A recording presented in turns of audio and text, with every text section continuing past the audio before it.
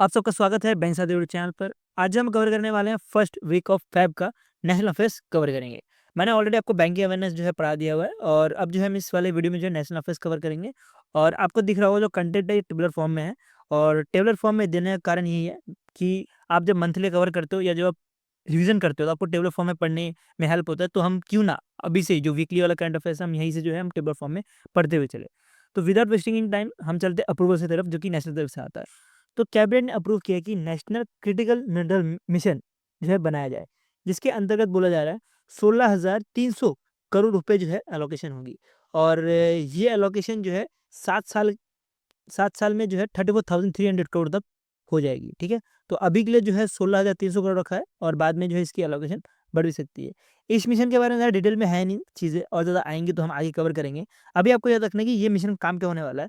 ये जो है सारे स्टेजेस को कवर करेगा, जैसे कि मिनरल का जो है माइनिंग हो गया, बेनिफिशियरी होगी, प्रोसेसिंग होगी, उसका रिसाइकलिंग होगी। तो जो भी प्रोसेस होती है वो सारे के सारे प्रोसेस जो है इस मिशन के अंतर्गत आएंगे। इस मिशन को जो भी है नेशनल क्रिटिकल मिनरल मिशन है, इसको हम डीप में जो है स्कीम वाला पीडीएफ है हम उसको उधर कवर करेंगे। ठीक है, हम इसके बारे में ज़्यादा डिटेल में नहीं जाएंगे। मेरा जो स्कीम वाला पीडीएफ आता है उसमें आप पूरा का पूरा आप देख सकते हो। और टीम बैंक के साथ ही वो पीडीएफ भी आपको जल्दी प्रोवाइड कर देगी पेड पीडीएफ पेड ग्रुप में। ठीक है, नेक्स्ट चलता है, नेक्स्ट बढ़ते हैं। नेक्स्ट जो आ रहा है वो आ रहा है cabinet committee on economic affairs. तो cabinet committee on economic affairs जो है इन्होंने अप्रूव किया है कि जो एथेनॉल प्रोक्यूरमेंट प्राइजेस है उसको रिवाइज किया गया है। तो पहले क्या प्राइस था, पहले था 56.58 पर लीटर करके, और अब जो है इसको बढ़ा के 57.97 पर लीटर कर दिया गया है। अब एथेनॉल की बात करें तो एथेनॉल जो है अब पेट्रोल में भी यूज होने लगा है। जैसे कि आपको पता होगा कि एथेनॉल बिल्डिंग की जाती है पेट्रोल में, पहले जो है वो 10% था, अब जो है इसको 15%, अब 15% बढ़ा के अब जो है प्लान है कि 20% तक करना। तो हम इसके बारे में डिटेल में पढ़ते हैं क्या है ये चीज़। तो जो cabinet committee on economic affairs है, इन्होंने अप्रूव किया है रिवाइज इथेनॉल प्रोक्योरमेंट प्राइस। और ये किया गया है for public sector oil marketing companies के लिए, जो कि ओएमसी भी बोला जाता है, इनके लिए किया गया है कि ये जब भी कभी एथेनॉल ब्लेंडिंग पेट्रोल जो है खरीदेंगी तो इनको जो है पैसे ज़्यादा देने पड़ेंगे। अब इससे फ़ायदा किसको होगा? इससे इससे फ़ायदा होगा फार्मर्स को। ठीक है, जो फार्मर्स शुगर केन ग्रो करते हैं उनको फ़ायदा होगा, बिकॉज़ इथेनॉल बनाने के लिए जो ज़रूरत पड़ती है शुगर केन का। तो गवर्नमेंट ने ये जो प्राइस हाइक की है इसके से जो फ़ायदा होगा, ये शुगर केन जो भी खेती करते हैं शुगर केन के उनको जो है हेल्प होगा। ठीक है, तो आपको इधर एक दो चीज़ याद रखनी है कि एक तो इथेनॉल सप्लाई ईयर जैसे फाइनेंशियल ईयर रहता है, कब से रहता है? 1 अप्रैल से लेके 31 मार्च तक। वैसे ही कुछ इथेनॉल सप्लाई ईयर भी रहता है, वो आपको डेट याद रखना है। 1 नवंबर 2024 से लेके 31 अक्टूबर 2025 तक, मतलब इसका डेट जो है नवंबर से चालू होता है और 31 अक्टूबर तक जाता है इथेनॉल ईयर का। तो गवर्नमेंट का प्लान है कि 2025-26 में जो इथेनॉल प्रोड्यूस करने वाली है, जो इथेनॉल ब्लेंडिंग होने वाली है पेट्रोल में, उसका टारगेट है 20% का। ये बहुत इंपॉर्टेंट है, ये चीज़ आपको ध्यान देनी है।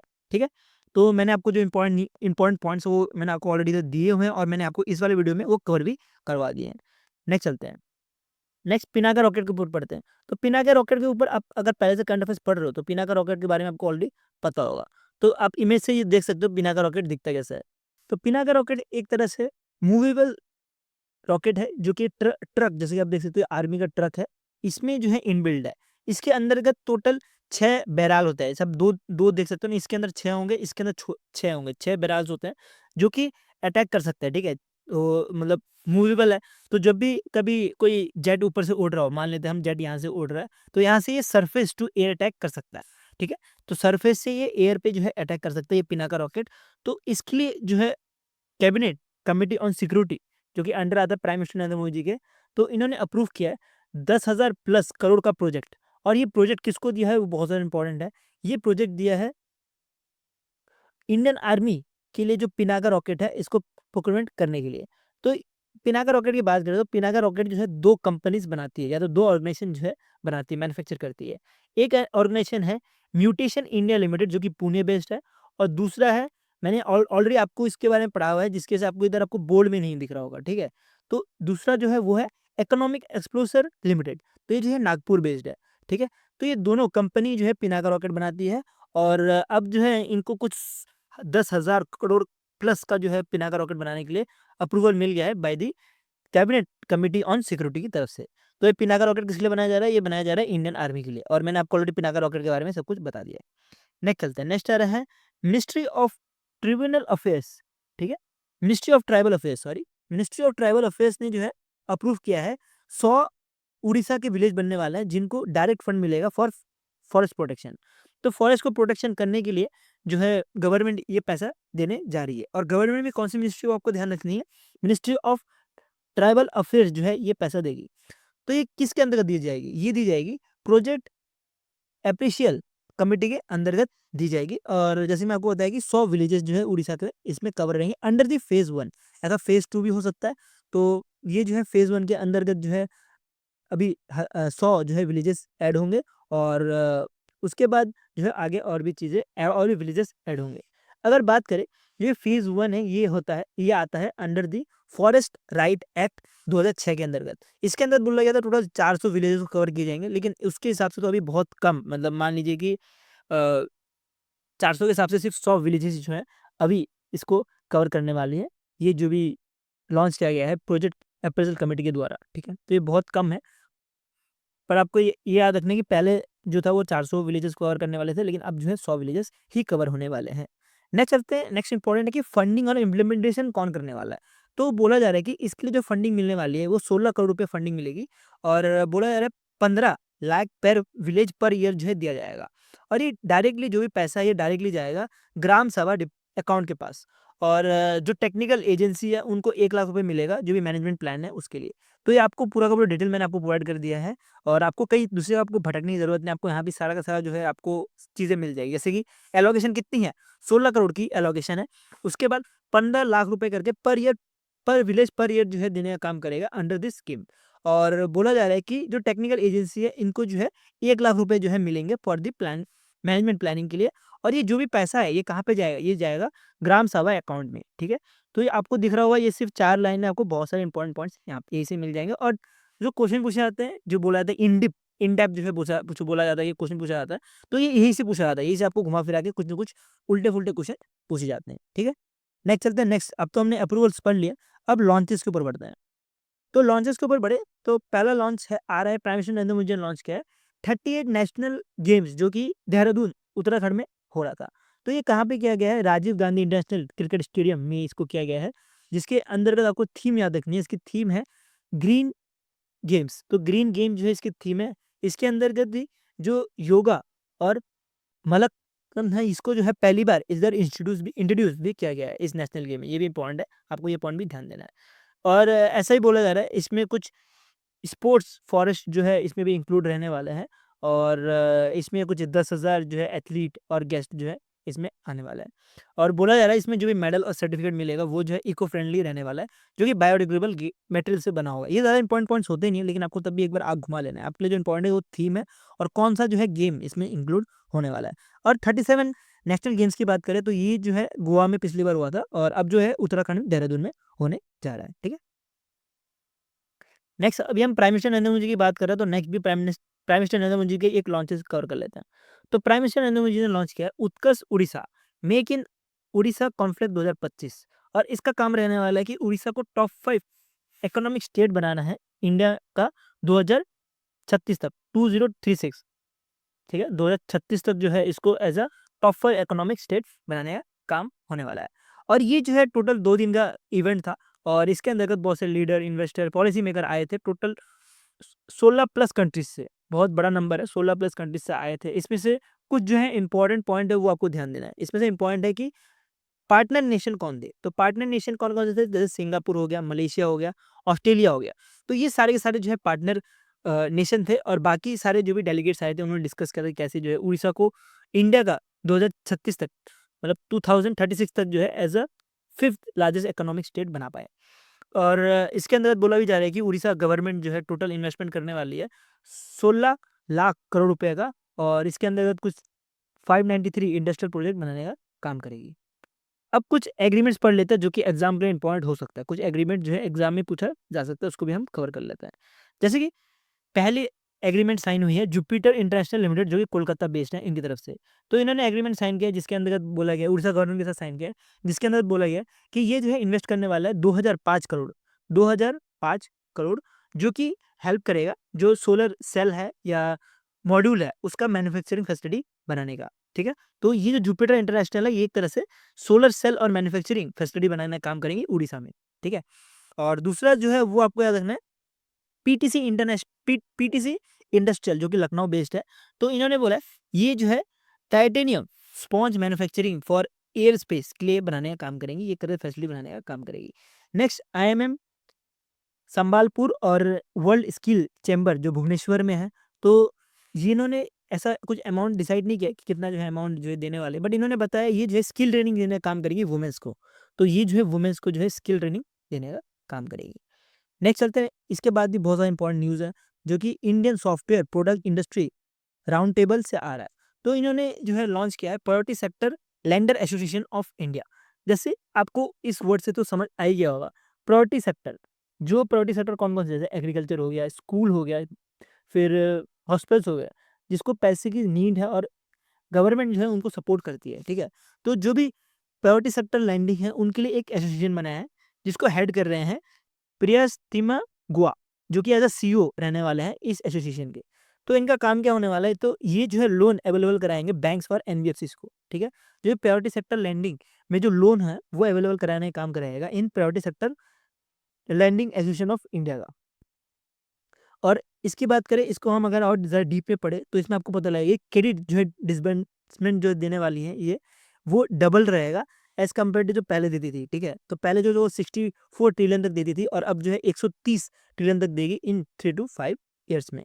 बाकी एक तरह से नया कैटेगरी बनाया गया है लेंडर कैटेगरी। जैसे कि एनबीएफसी का आपको पता होगा कि माइक्रो फाइनेंस रहता है, उसके बाद एनबीएफसी का हाउसिंग फाइनेंस कॉर्पोरेशन रहता है। तो वैसे ही एक नया कैटेगरी बनाने की बात करें जिसमें एनबीएफसी पीएसएल रहेगा। प्रायोरिटी सेक्टर लेंडिंग की एक कैटेगरी रहने वाली है।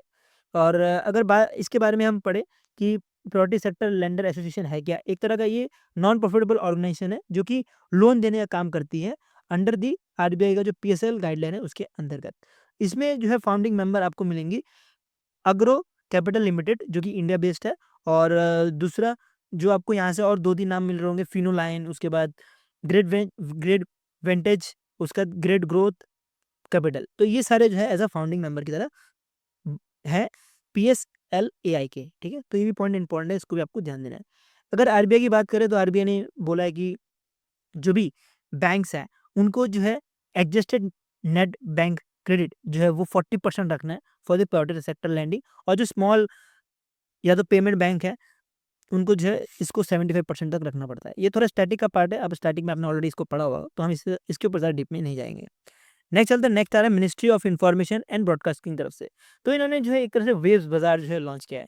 तो वेव्स बाजार है क्या? वेव्स बाजार एक तरह से ऐसा मार्केट प्लेस है, ई मार्केट प्लेस है, जहाँ पे क्रिएटर बायर जो है वो एक साथ आएंगे और वो जो है कोलैब करेंगे विथ फिल्म, टीवी, म्यूजिक और क्रिएटिव इंडस्ट्री जो भी है उनके साथ। तो इनसे क्या होगा, इससे होने वाला क्या है, तो इससे जो भी टैलेंटेड पीपल है वो जो है लिंक हो सकते हैं। अब मान लीजिए कोई पर्सन है जिसको एक्टिंग बहुत अच्छे से आती है, तो वो लिंक हो सकता है फ़िल्म से, टीवी से, और कोई कोई पर्सन है जिसको गाना गाने तो आते हैं बट उसके पास जो है म्यूज़िक नहीं है, ठीक है? तो बैकग्राउंड में क्या है, म्यूज़िक बजनी चाहिए, तो वो सब फैसिलिटी नहीं है, तो वो जो है ये वेश बाज़ार का हेल्प ले सकता है और बाद में वो कनेक्ट कर सकता है जो भी म्यूज़िक चाहिए तो म्यूज़िशियन जो है उनके साथ कनेक्ट कर सकता है। तो उसी के लिए जो है ये प्लेटफ़ॉर्म लॉन्च किया गया है। तो नेक्स्ट लॉन्चेस आ रहा है मिनिस्ट्री ऑफ टेक्सटाइल की तरफ से। तो मिनिस्ट्री ऑफ टेक्सटाइल ने एक हैंडलूम कॉन्फ्लिक्ट लॉन्च किया है और ये जो कॉन्फ्लिक्ट है इसका काम रहने वाला जो प्राइम मिनिस्टर नरेंद्र मोदी जी का 5F विज़न है उसको कवर करने का। 5F विज़न का मतलब farm to fibre to factory to fashion to foreign. तो ये पूरा का प्लान है कि फार्म से जो है फॉरेन तक पहुँचने का प्राइम मिनिस्टर नरेंद्र मोदी जी का, तो उसी को जो है बढ़ावा देने का काम रहने वाला है इस कॉन्फ्लिक्ट का। इसके बारे में ज़्यादा डीप में जाने की ज़रूरत नहीं है और इतना इम्पोर्टेंट है भी नहीं। नेक्स्ट चलते हैं, नेक्स्ट आ रहा है ministry of micro, small and medium enterprise. तो इन्होंने लॉन्च किया है टीम इनिशिएटिव। टीम इनिशिएटिव जो है लॉन्च किया गया है जो स्मॉल, मीडियम और स्मॉल माइक्रो एंटरप्राइज़ है उनके लिए। तो ये जो है जॉइन होंगे ओएनडीसी प्लेटफ़ॉर्म पे। अब ओएनडीसी के बारे में मैंने आपको ऑलरेडी बहुत बार पढ़ा दिया है, मैं आपको वापस रिपीट नहीं करूँगा।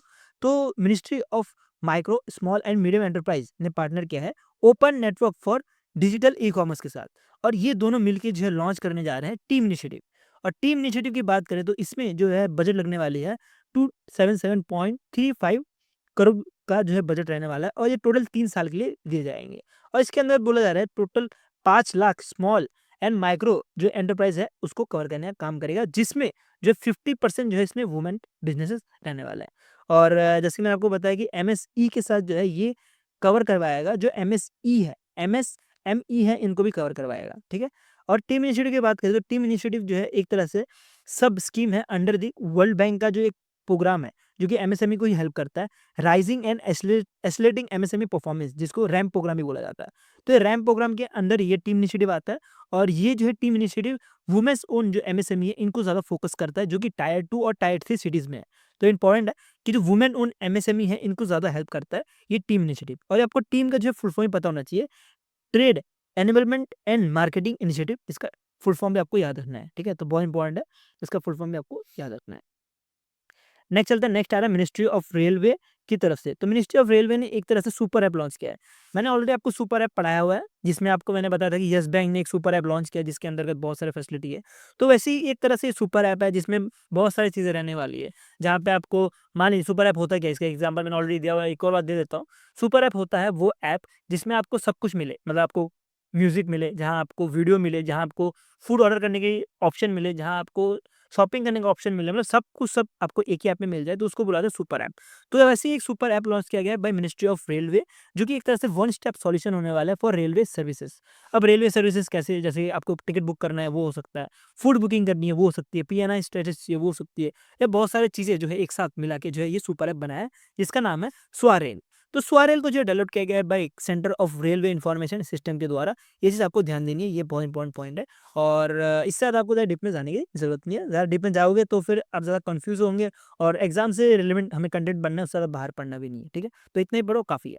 नेक्स्ट चलता है, नेक्स्ट आ रहा है ministry of labour and employment and ministry of youth affairs and sports. तो इन्होंने लॉन्च किया है स्टेट एंड यूटी माइक्रोसाइट्स। तो ये जो है स्टेट एंड यूटी माइक्रोसाइट है, ये एक तरह से इंटीग्रेट है विथ नेशनल ई श्रम डेटाबेस के साथ। अब ई श्रम डेटाबेस क्या करता है, ये एक तरह से स्लिमलेस रजिस्टर करने का काम करता है, जो भी अनऑर्गेनाइज्ड वर्कर्स हैं उनको, ठीक है। तो ये जो है स्टेट का डेटा जो है उठा के जो है प्रमोट करने का काम करेगा अनऑर्गेनाइज्ड वर्कर्स को, ठीक है। तो इसके अंदर क्या रहेगा कि ये जो है टू वे कम्युनिकेशन रहेगा। पहले क्या था कि ई श्रम डेटाबेस जो है वो एप्लीकेबल था नेशनल लेवल पे, ठीक है। तो नेशनल लेवल पे एप्लीकेबल था, तो अब मान लीजिए अब नेशनल लेवल पे आप कितना भी काम कर लो, इन जब तक स्टेट लेवल पे, पंचायत लेवल पे काम नहीं होगा, तब तक जो भी अनऑर्गेनाइज वर्कर्स हैं उनको हेल्प नहीं कर पाएंगे। तो जिसकी वजह से ये स्टेप उठाया गया है by ministry of labour and employment की तरफ से, और ministry of youth affairs and sport की तरफ से भी, कि एक तरह से टू वे कम्युनिकेशन हो दोनों के बीच में, स्टेट और फिर जो नेशनल ई श्रम डेटाबेस है दोनों के बीच में, और जो भी रजिस्ट्रेशन है ऑर्गेनाइज वर्कर्स वो सब एक साथ हो पाए, ठीक है। तो इसके लिए जो है ये लॉन्च किया कि जो स्टेट स्पेसिफिक माइक्रो साइट्स है वो भी हो कवर हो पाए, और ज़्यादा से ज़्यादा जो है डेटाबेस जो है फिल हो पाए अनऑर्गेनाइज वर्कर के थ्रू। नेक्स्ट जो है एक तरह से इंडेक्स लॉन्च किया है, ऑक्यूपेशनल शॉर्टेज इंडेक्स। तो इस इंडेक्स का काम होने वाला है कि जो भी लेबर है उनका जो डिमांड और सप्लाई है उसको कैप्चर करने का, ठीक है। तो इस इंडेक्स को जो है बेस्ड है ऑन इंटरनेशनल लेबर ऑर्गेनाइजेशन के थ्रू, और ये जो है क्वार्टरली जो है सर्वे होता है, जिसको बोला जाता है पीरियोडिक लेबर फोर्स सर्वे, उसके बेस पे ही लिया जाएगा, ठीक है। ये इंडेक्स उसके बेस पे लिया जाएगा, जो कि आइडेंटिफाई करेगा जो भी लेबर है उनकी ऑक्यूपेशन क्या क्या है, और क्या क्या उनको जॉब जो है चाहिए, या तो जॉब की जो उनका स्किल है उसके बेस पे उनको जॉब मिल जाए। तो उसी के लिए जो है उसी के लिए जो है ये इंडेक्स निकाला है, ठीक है। तो अब मान लीजिए कोई पर्सन है और उसको प्लम्बिंग का काम आता है, तो उसके बेसिस पे जो है उसको प्लम्बिंग का काम मिल रहा है कि नहीं, तो वो सब जो है रेट करने का काम रहने वाला है इस इंडेक्स का, ठीक है। तो इस इंडेक्स का काम ये रहने वाला है। नेक्स्ट चलते हैं, नेक्स्ट वो बहुत इंपॉर्टेंट न्यूज़ है, जो कि आ रहा है मिनिस्ट्री ऑफ रूरल डेवलपमेंट की तरफ से, जो कि आता है वाटरशेड यात्रा। तो वाटरशेड यात्रा जो है लॉन्च किया है मिनिस्ट्री ऑफ रूरल डेवलपमेंट ने, जो कि एक तरह का नेशनल वाइड कैंपेन रहने वाला है। तो इसके अंदर बोला गया कि वाटरशेड यात्रा एनकरेज करता है पीपल को कि वो पार्टिसिपेट करे और अवेयर करे लोगों को कैसे हम जो है वाटरशेड डेवलपमेंट एक्टिविटीज कर सकते हैं, ठीक है। और ये जो है किया गया है प्रधानमंत्री कृषि योजना के अंतर्गत। इसके बारे में जो है अभी यो जो बजट आया था उसमें बताया था, और इसके बारे में भी मैं जो आपको स्कीम वाला पीडीएफ प्रोवाइड करूँगा, इसमें आपको मिल जाएगा मंथ के एंड में, ठीक है। नेक्स्ट चलते हैं, नेक्स्ट आ रहा है वाटरशेड जन भागीदारी प्रयोज्यता। अब किसी पर्सन को वाटरशेड नहीं पता तो मैं उसको वाटरशेड बता देना चाहूँगा, वाटरशेड होता क्या है। वाटरशेड एक तरह से लैंड होता है जहाँ पे जो भी वाटर है वो फ्लो करने के लिए हेल्प करता है कि वो डिफरेंट रिवर्स पे जो है फ्लो हो। अब मान लीजिए यमुना है, यमुना को अगर डायरेक्शन चेंज करके दूसरे रिवर पे फ्लो करवाना है तो वो चीज़ हो पाती है वाटरशेड के थ्रू। तो इसी को जो है बढ़ावा देने के लिए, वाटरशेड को बढ़ावा देने के लिए जो है मिनिस्ट्री ऑफ रूरल डेवलपमेंट ने ये इनिशिएटिव 2 इनिशिएटिव लिया है, ठीक है? तो ये जो है वाटरशेड यात्रा है, ये फॉलो करता है पीपीपी पार्टनरशिप को। और इसके अंतर्गत बोला जा रहा है कि जो भी गवर्नमेंट ये जो भी प्रोजेक्ट होने वाला है, ये गवर्नमेंट फंडेड रहने वाला है और इसमें जो है स्टेट का भी कुछ तो कुछ भागीदारी रहेगी। और जो भी टॉप परफॉर्मिंग प्रोजेक्ट्स रहेंगे उनको 20 लाख रुपए से इंसेंटिव दिए जाएंगे। और इसके अंतर्गत जो एलोकेशन की गई है वो 70 करोड़ रुपीस की गई है, ठीक है? तो एम है कि टोटल 177 जो है प्रोजेक्ट जो है एनुअली जो है बेनिफिट होंगे इसके अंतर्गत। और ये जो है एवोल्यूट किया जाएगा अप्रैल 2025 में। जो भी इसका रिजल्ट है वो अप्रैल 2025 में आएगा। Next of the central zoo authority ने प्रपोजल डाला है कि एस्टैब्लिशमेंट ऑफ इंडिया का पहला व्हाइट टाइगर ब्रीडिंग सेंटर जो कि मध्य प्रदेश में बन रहा है, ये बहुत इंपॉर्टेंट है। ये फर्स्ट इन न्यूज़ में आता है और लॉन्चेस में भी आता है, तो मैंने तो आपको लिए लॉन्च में डाल दिया कि जो सेंट्रल जू अथॉरिटी है under the ministry of environment, forest and climate change, तो इन्होंने लॉन्च किया इंडिया का पहला व्हाइट टाइगर ब्रीडिंग सेंटर। और ये जो है कहाँ बनने वाला है? रेवा मध्य प्रदेश में बनने वाला है। ये इंपॉर्टेंट है आपके लिए, पॉइंट बहुत ज़्यादा इंपॉर्टेंट है कि ये रेवा मध्य प्रदेश में बनने वाला है। और इसकी बात करें तो ये एक तरह से मास्टर प्लान था कोई दूसरे जू का, और फिर बाद में जो है इसको अब रिवाइज करके इस इधर लेके आने जा रहे हैं। ये इंपॉर्टेंट है आपके लिए। नेक्स्ट चलते हैं। नेक्स्ट इसरो की तरफ से आ रहा है कि इसरो जो है एक तरह से फ्रेश फ्रेश सॉफ्टवेयर लॉन्च किया है। इसका फुल फॉर्म क्या हो? फाइनेट एलिमेंट एनालिसिस और स्ट्रक्चर सॉफ्टवेयर, जिसको डेवलप किया गया है विक्रम साराभाई स्पेस सेंटर के द्वारा, बेंगलुरु बेस्ड जो है। तो इनका काम, इस जो भी सेंटर है इसका काम रहने वाला है कि स्ट्रक्चर एनालाइज करना अक्रॉस इंजीनियरिंग फील्ड, जो भी इंजीनियरिंग फील्ड है उसका जो है स्ट्रक्चर एनालाइज करने का काम रहने वाला है। और ये एनेबल करता है कि वर्चुअल टेस्टिंग ऑफ डिज़ाइन कैसे होनी चाहिए और कैसे जो है सपोर्ट की जाए इसरो के प्रोजेक्ट्स को, तो उसी के लिए जो है इसको लॉन्च किया गया है। नेक्स्ट चलते हैं। नेक्स्ट आ रहा है इंडियन नेवी की तरफ से। तो इंडियन नेवी ने, आप यहाँ से एक शिप देख सकते हो, ये शिप जो है इस तरह से लॉन्च की, इसका नाम है लैंडिंग शिप एम्यूनिशन 23। तो इसकी बात करें तो ये जो है नौवीं शिप है जो कि लॉन्च किया गया है। और इसको जो डिज़ाइन और बिल्ड किया गया है बाय एमएसएमई शिपयार्ड के द्वारा। और इन्होंने पार्टनर किया था इंडियन रजिस्टर ऑफ शिपिंग में, और फिर कुछ लोकल डिज़ाइनर जो भी फर्म्स हैं उनके साथ भी पार्टनर करके इसको बनाया गया है, ठीक है? तो ज़्यादा इंपॉर्टेंट है नहीं, और डिफेंस से बहुत कम क्वेश्चन पूछा जाता है बैंकिंग में, तो आपको इतना ज़्यादा फोकस नहीं करना डिफेंस में। बाकी चीज़ में आपको ज़्यादा फोकस करना है। स्टेट गवर्नमेंट के न्यूज़ भी इंपॉर्टेंट नहीं होते हैं, मैं कभी नहीं बोलता आपको स्टेट गवर्नमेंट की न्यूज़ पढ़ना, बट ये दोनों न्यूज़ इंपॉर्टेंट है, आपको डेफिनेटली दोनों कवर करना है।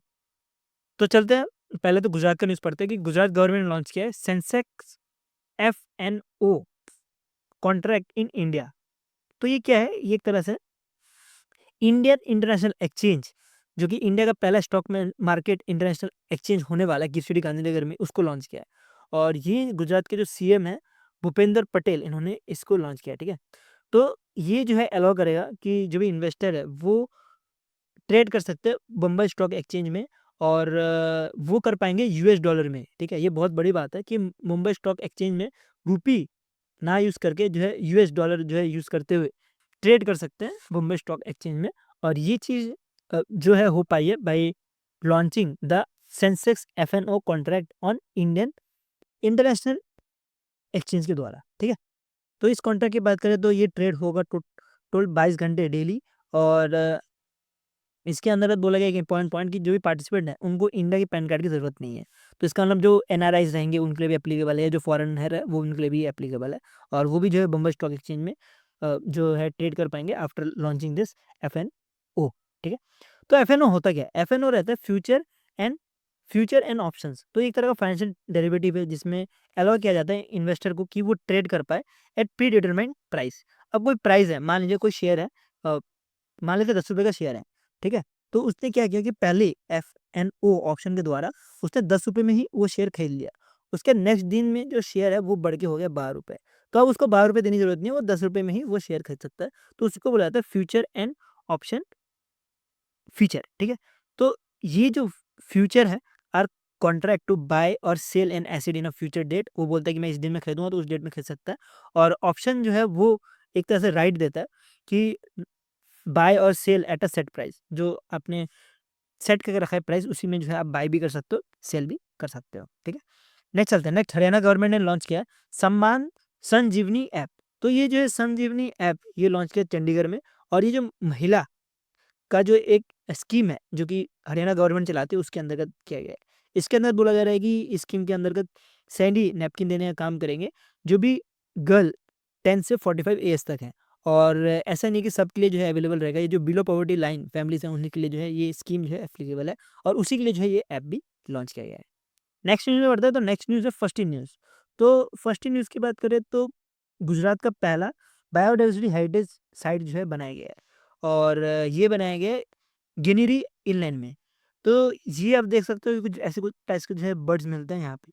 और ये जो है पहला इनलैंड मैनग्रोव गिनिरी जो है बना है और ये कच्छ में बना है और ये गुजरात का पहला बायोडाइवर्सिटी हेरिटेज साइट भी है जिसका काम रहने वाला है कि ये प्रोटेक्ट करेगा unique non tidal mongoose ecosystem को। तो ये चीज़ आपको ध्यान देनी है और इसके बारे में आप यहाँ पे पढ़ सकते हो। यहाँ पे पढ़ाई को मतलब नहीं बने हैं क्योंकि इतना इंपॉर्टेंट है नहीं।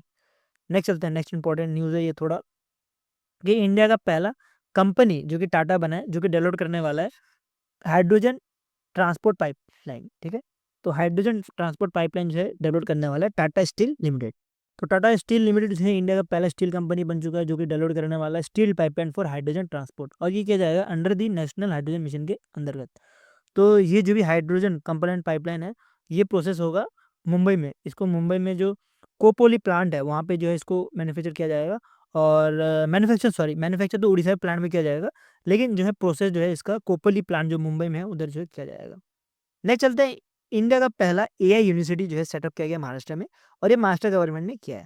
और ये जो है इंडिया का पहला एआई यूनिवर्सिटी रहने वाला है। ये जो है centre of excellence for AI education research और स्किल डेवलपमेंट के लिए किया जा रहा है। इसकी बात करें तो इसके लिए एक टास्क फोर्स भी बनाया गया था जिसमें प्रिंसिपल सेक्रेटरी पराग जो थे। तो इनका काम था कि कैसे प्लानिंग और इम्प्लीमेंटेशन होनी चाहिए इस यूनिवर्सिटी का। ठीक है, और इस यूनिवर्सिटी के बारे में बात करें तो ये ऑलरेडी मैंने आपको बता दिया कि एआई रिसर्च के लिए जो है इसको बनाया जा रहा है। तो ये एडवांस एआई रिसर्च के लिए इस यूनिवर्सिटी को बनाने का काम कर रही है महाराष्ट्र गवर्नमेंट। नेक्स्ट में चलते हैं, इंडिया का पहला रिसर्च सेंटर जो है हरियाणा में बनने वाला है। तो ये जो है बनाने वाली है ministry of science and technology. तो ये इंडिया का पहला फ्यूरेट रिसर्च सेंटर जो है बनाने का काम करेंगे और ये बनाया जाएगा translation health science and technology institute में। और ये जो है आता कहाँ पे, फरीदाबाद हरियाणा में ये चीज़ आती है। चीज़ आपको ध्यान देनी है। तो इनका काम क्या रहने वाला है, इनका काम रहेगा कि बायोमेडिकल रिसर्च और इनोवेशन को जो है एनहेंस करने का काम होगा। और इसके साथ आपको याद रखना है कि मिनिस्ट्री ऑफ साइंस ने ये एक तरह से डेटा रिप्रेजेंटेटिव भी लॉन्च किया है जो कि इन्फॉर्मेशन शेयरिंग जो है इन्फॉर्मेशन शेयरिंग करने का काम करेंगे जो भी ये इंस्टीट्यूट है इधर। ठीक है, तो transitional health science and technology institute में जो है ये एक तरह से डेटा शेयरिंग करने का काम करेंगे। और आप इसके बारे में पढ़ सकते हो। ये एक तरह से डेटा प्लेटफॉर्म है जहाँ पे कुछ 12,000 प्लस जो है मदर और न्यूबॉर्न बेबी जो भी ये रहते हैं उनका जो है डेटा रखा जाता है। और ये जो है एक तरह से रिसर्च के लिए काम होता है। ठीक है, तो ये जो चाइल्ड हेल्थ रिसर्च के लिए जो है इसको लॉन्च किया गया है। नेक्स्ट लॉन्च इसके ऊपर बढ़े तो ये आ रहा है कि इंडिया का पहला ड्रोन सिटी जो है बनाया गया है आंध्र प्रदेश में। और ये जो है बनाया गया है गरुड़ा एयर स्पेस के द्वारा। ठीक है, और बाकी तो इतना पॉइंट है नहीं, बस आपको एक पॉइंट इसमें याद रखना है कि इसमें गरुड़ा एयर स्पेस जो है 100 करोड़ रुपए जो है बोल रही है देने का काम करेगी जिसकी वजह से जो है इंडिया का पहला ड्रोन सिटी बन पाए। नेक्स्ट चलते हैं, नेक्स्ट आ रहा है इंडिया का लार्जेस्ट ग्रीन एमोनियम प्लांट जो है उड़ीसा में बनने का काम करेंगी और उड़ीसा में कहाँ, गोपालपुर में। और इसको बनाया जाएगा स्विट्जरलैंड बेस्ड कंपनी और मुंबई बेस्ड 2 कंपनी के द्वारा। ठीक है, तो ये प्रोजेक्ट जो है स्विट्जरलैंड बेस्ड और मुंबई बेस्ड 2 कंपनी बनाने का काम करेगी और कहाँ पे बनाएगी, उड़ीसा में बनाएगी। नेक्स्ट चलते हैं, नेक्स्ट आ रहा है कि डब्ल्यूएचओ ने रिकॉग्नाइज किया Nigeria as a first African country जिन्होंने इलामिनेट किया है ऑनचो श्री, पता नहीं क्या अजीब से प्रोनाउंसिएशन यार, देख लेना जो भी है। तो नाइजीरिया पहले अफ्रीकन कंट्री बन चुकी है जिन्होंने ये डिजीज जो है इलामिनेट किया है। और इस डिजीज की बात करें तो इसको रिवर ब्लाइंडनेस बोला जाता है। ये बहुत इंपॉर्टेंट है, इस डिजीज को क्या बोला जाता है, रिवर ब्लाइंडनेस बोला जाता है। और नाइजीरिया जो जॉइन कर चुका है कोलंबिया, इक्वाडोर और मेक्सिको के साथ। तो ये सारी जो भी कंट्रीज हैं इन्होंने जो है इस डिजीज को जो है इलामिनेट करते हैं। इसको रिवर ब्लाइंडनेस बोला जाता है। और इसके बारे में मैंने आपको ऑलरेडी बताया कि इसको जो है रिवर ब्लाइंडनेस बोला जाता है। तो और ये डिजीज़ होती किससे है, ये जो है ब्लैक फ्लाइज के थ्रू जो है होती है और मोस्टली जो है अफ्रीका, लैटिन अमेरिका और फिर यमन में जो है इसको पाया जाता है। और मोस्टली जो भी पर्सन जो फास्ट फ्लोइंग रिवर के सामने रहता है उनको जो है ये ज़्यादा से ज़्यादा होता है। नेक्स्ट अदर इन न्यूज़ में पढ़ते हैं तो इसमें आ रहा है कि ministry of environment forest and climate change अभी कौन है? भूपेंद्र यादव जी है। तो इन्होंने अनाउंस किया है कि 4 जो है नए एडिशनल वेटलैंड जो है ऐड होने वाला है राम सरोवर साइट में। टोटल जो है राम सरोवर साइट इंडिया में 89 हो चुके हैं, जिसमें से आपको अभी जो 4 मैंने आपको बोले उसमें आपको 2 तो तमिलनाडु में मिलने वाला है, 1 जो है सिक्किम में मिलने वाला है और 1 जो है आपको झारखंड में मिलने वाला है, ठीक है? और इसके बारे में आप यहाँ पे और ज़्यादा आपको मैं आपको दिखा देता हूँ, आप वीडियो पॉज़ करके इसके बारे में और ज़्यादा डिटेल में पढ़ सकते हो। और बाकी एक 1-2 चीज़ इम्पोर्टेंट है जो मैं आपको बताना चाहूँगा, जो आपको याद रखना है। जैसे कि तमिलनाडु जो है सबसे ज़्यादा राम सरोवर साइट है, टोटल 20 जो है राम सरोवर साइट तमिलनाडु के पास है। उसके बाद जो है उत्तर प्रदेश है, जिसके पास सिर्फ 10 ही साइट्स है। ग्लोबली की बात करें तो 2529 जो है टोटल राम सरोवर साइट्स है और उसमें से जो है इंडिया थर्ड लार्जेस्ट, इंडिया जो है सबसे ज़्यादा राम सरोवर साइट है एशिया में, और ग्लोबली की बात करें तो थर्ड लार्जेस्ट में आता है आफ्टर यूके और मेक्सिको, ठीक है? तो ये चीज़ आपको ध्यान देनी है। सबसे ज़्यादा जो है राम सरोवर साइट एशिया में जो है इंडिया के पास है, और ग्लोबली रैंक देखें तो इंडिया की रैंक आपको थर्ड मिलने वाली है। तो ये हो गया हमारा weekly current affairs first week of Feb का, और इस वाले वीडियो में हमने नेशनल अफेयर्स जो है पूरा का पूरा कवर कर लिया है। और इसके बाद जो है आप डेफिनेटली क्विज़ेस लगाना, आप मेरा पेड ग्रुप से क्विज़ेस लगा सकते हो। इवन जो है मैं आपको क्विज़ेस प्रोवाइड करता हूँ बैंक साथी में, आप वहाँ से भी लगा सकते हो। सो आपको अगर इसका पीडीएफ चाहिए तो लिंक इन द डिस्क्रिप्शन, आप वहाँ से ये पीडीएफ डाउनलोड कर सकते हो। सो वीडियो अच्छा लगा तो लाइक कर देना, ऐसी कंटेंट देखते रहेंगे सब्सक्राइब टू चैनल, और वीडियो शेयर ज़रूर कर देना। सो अभी के लिए इतना रहते हैं। Thank you for watch this video.